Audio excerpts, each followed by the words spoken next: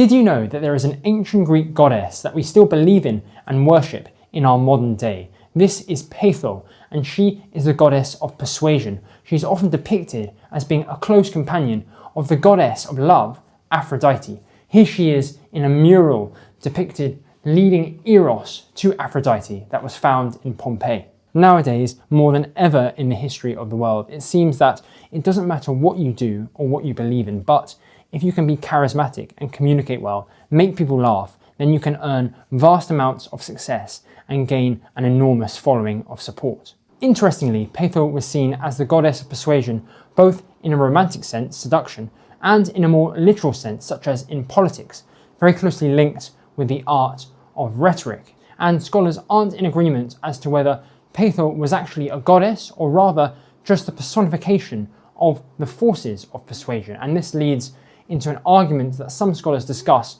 regarding Homer and his works, the Odyssey and the Iliad, whether the gods in those works are actual real gods interacting with humans, or whether they're metaphors for our emotions and the natural spurs of chance that inspire us to take action or react in a certain way.